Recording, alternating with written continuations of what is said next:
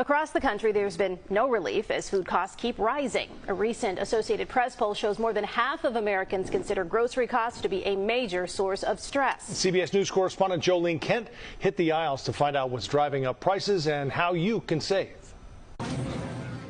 A trip to the grocery store is stinging a little more at the checkout. $16.99 for one pack of pecans. It's insane. Yeah, it's bad. I can't believe how much some of this stuff costs, actually. Overall, grocery prices have continued their upward march, rising nearly 3% compared to last year. Food prices went up by 0.5% from July to August. That's the fastest monthly increase since fall of 2022. It was driven in part by commonly imported groceries. Tariffs have a huge impact on grocery prices. Food industry analyst Phil Lempert is known as the supermarket guru. Why are we seeing these increases? Number one is climate change. We can't grow our food where we used to grow it. Now it's had to move to Central and Latin America. Number two is a labor shortage. And then third is our tariffs. Among the biggest price jumps, coffee up more than 20% compared to a year ago. We got 50% tariffs on coffee from Brazil, and we import about 35% of our coffee beans unroasted from Brazil. Coffee's going to get more expensive. This is not a political talking point. This is actually about to happen for millions of Americans across the country. They're going to get a letter in the mail from their health insurance plan stating that their monthly premiums are going to go up by hundreds of dollars per month per person. And it'll be because Republicans, having just voted to kick 10 million people off of health care 2 months ago, are allowing the Affordable Care Act subsidies that made premiums cheaper to expire. American families all across the country will have an impossible choice to make. They don't have an extra couple $100. They really don't have that money. Tens of millions of Americans are going to be forced back into the period before the Affordable Care Act, where they'd look at their health care premiums and say, I just can't do it. I can't make my rent or my mortgage, pay my utilities, pay my grocery bills, pay for gas, pay for kids' tuition, pay for my parents, and pay for health care. A lot of you remember that time. And what's going to happen this fall is not a political challenge for Republicans. It is a real challenge for people across the country. Democrats are ready to work with anyone to restore health care for the millions of Americans who are about to get smacked in the face. But that starts with a meeting. It has to start with a meeting. And Leader Thune and Speaker Johnson haven't even asked Chuck Schumer and Hakeem Jeffries to sit down and discuss this. It starts with a conversation about how to avoid all this pain for millions of Americans across the country. So let me see if I understand this correctly. In a country where people already can't afford the medications that they need, including things like insulin for diabetics, without which they die, our fearless leader is going to double down on that and impose 100% tariffs on imported medications. In the only country in the developed world that does not have some form of universal health care, where people can't even afford to go to the doctor, I know because I'm one of them, you're going to essentially double the cost of imported medications to this country. I'm going to explain this one more time. The exporter does not pay the tariff. A tariff is a tax on imported goods. The company that imports the product pays the tariff. And in this capitalist hellscape that we live in, do you really think that the corporation that imports the medication is going to eat that cost. No, they're going to pass it on to the consumer because they don't care, because they have contracts with the insurance companies. And so the people that are lucky enough to have insurance get to have the drugs, but with a copay.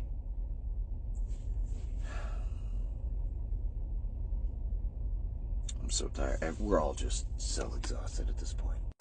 You talk to America's farmers, they'll tell you these are tough times. A combination of high operating costs, low commodity prices, and lost markets has had devastating repercussions on the agriculture industry and the communities built around it. CBS's Lana Zak is in Davenport, Iowa tonight with new details on the growing crisis. Farmers say this has been a perfect storm. They were already battling higher growing costs and crop disease, and now China, which had previously purchased half of all U.S. exports, has pulled out. U.S. soybean farmers are starting their harvest, but they face steep losses that could fuel farm bankruptcies and foreclosures nationwide. This is awful discouraging. You know, we do our very best to grow a good crop to feed the world, and then we can't hardly give it away. Many growers say they feel betrayed. Last week, the Trump administration gave Argentina a financial lifeline, a $20 billion loan. But Argentina then cut the price of its own soy exports to China, undercutting U.S. farmers. We don't do something. We're not going to have no family farms. In Arkansas this month, hundreds of farmers packed into a church to plead for help from the government. I'm in the worst shape right now that I've ever been in. With prices for crops crashing, farmers are doing everything they can to stay viable, even selling off equipment. Joel's Tractors in Strawberry Point, Iowa saw a 30% jump in farm machinery up for auction this year. Put a finger full of grease in there. Keeping aging tractors running has Lawrence Christensen and his team working at full throttle. The demand is stronger than the availability. New equipment costs have increased by 60% in the last 8 years. John Deere, a U.S. manufacturing icon, says U.S. tariffs on steel and aluminum will cost them $600 million this year. Over the past 2 years, the company has had to lay off 2,500 employees. Majority of my family works here. Gabriel Gomez was a proud Deere employee, following in the footsteps of his dad and uncles. Friday was his last day. It's like a kick to the gut, right? When you're getting laid off after you've given 20 plus years to the company. When you think about these tariffs and the ripple effects that they've had, do you think it's worth it? You know, you hope that possibly in the long term they would be helpful. Currently here in the short term, no, it's really killing us. We were sold that we were going to do everything we could for the American workers, and we're seeing quite the opposite at this time. President Trump says he will make it up to farmers, promising them some of the tariff revenue. But here in this area where John Deere is headquartered, the economic losses are hitting the entire community. Catherine, thank you. Breaking news from overnight. The federal government is now shut down. Congress failed to pass a funding measure to keep government programs and services running by the midnight deadline. Now, here is a live look over Capitol Hill this morning. After back and forth in Congress, Democrats refused to extend current funding without major changes for health care. The last shutdown happened under President Trump's first term in 2018 and lasted 35 days. Now, roughly 750,000 federal workers are expected to be furloughed, while others will stay on the job without pay. Emma Wolfhorst is in D.C. to explain what this shutdown means for you. After Democrats and Republicans once again failed to reach a deal on a spending plan Tuesday night, the government went into a partial shutdown. We are not going to be held hostage for over $1 trillion in new spending on a continuing resolution, nor are we going to be held hostage to allow illegals to get free health care in a continuing resolution. If there was ever a moment for Donald Trump and Republicans to get serious about health care, it's now. We've been here before, but not for nearly 7 years. So what will remain open and who still has to go to work? Any employees deemed essential who work to, quote, protect life and property, end quote. Think air traffic controllers, TSA agents, national security officers like the FBI, CIA, Homeland Security, as well as the military. However, those people won't get paid. Social Security payments will continue to go out and Veterans Affairs medical centers remain open, with VA benefits still processed and delivered. The U.S. Postal Service is also unaffected by a shutdown. Non-essential federal workers are furloughed, and the Trump administration has also threatened permanent layoffs of those workers. Individual administrations get some leeway to decide what services to freeze and what to maintain, and each federal agency develops its own plan. Tuesday evening, the Office of Management and Budget ordered all federal agencies to execute their shutdown plans while placing the blame squarely on Democrats' shoulders. So will those furloughed federal workers and military service members get paid? Eventually, yes. During the last shutdown in 2019, Congress passed a bill requiring furloughed employees receive retroactive pay once a shutdown ends. Lawmakers on the Hill say they hope the shutdown will be short. They're getting warnings now. It would be $1 billion impact every week that the government is shut down. That's according to Tourism Economics. $1 billion in losses because of disruptions in air travel or train trips, because national parks and museums would likely close. We certainly have seen that happen in past shutdowns. U.S. Travel, which is the trade group representing the industry, sent a letter to congressional leaders calling a shutdown a wholly preventable blow to America's travel economy. Quote, the longer a shutdown drags on, the more likely we are to see longer TSA lines, flight delays and cancellations, national parks in disrepair, and unnecessary delays in modernizing travel infrastructure. There's a lot of those projects going on.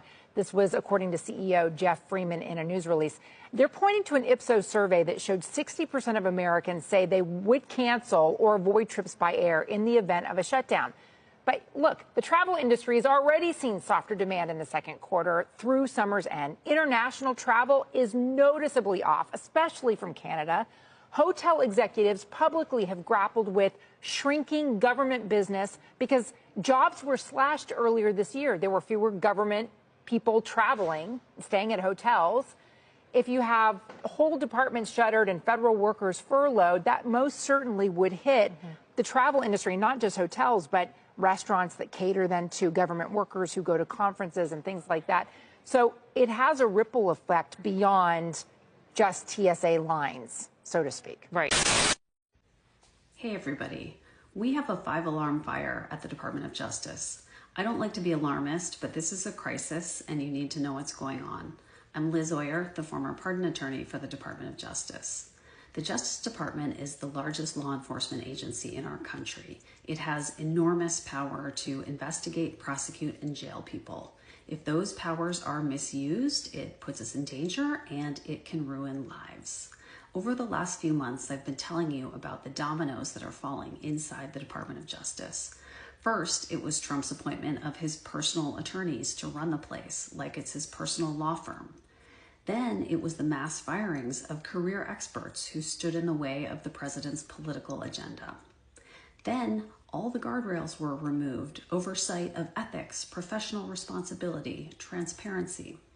Then came the illegal appointments of unqualified U.S. attorneys to prosecute the president's enemies and protect his friends. Then Trump let it be known that the department is open for business and the money started pouring in. Cases were dismissed against those who paid well-connected lawyers like Pam Bondi's brother. Pardons were doled out to donors and supporters. Now, all of this is coming to a head. On Friday, Trump forced out the chief prosecutor in Virginia because he couldn't find evidence to indict 3 of Trump's enemies, Adam Schiff, Letitia James, and James Comey. Then Donald Trump demanded that Pam Bondi prosecute them anyway. He said they're guilty as hell and she better make it happen. It is a cardinal rule of our justice system that prosecutors have to follow the facts and the law. But the president is now explicitly instructing them not to do that.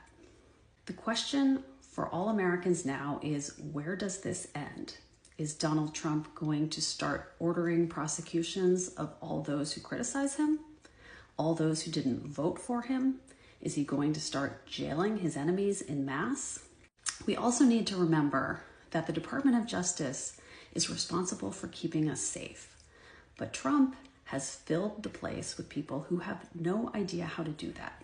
And he is prioritizing political vendettas ahead of public safety and national security.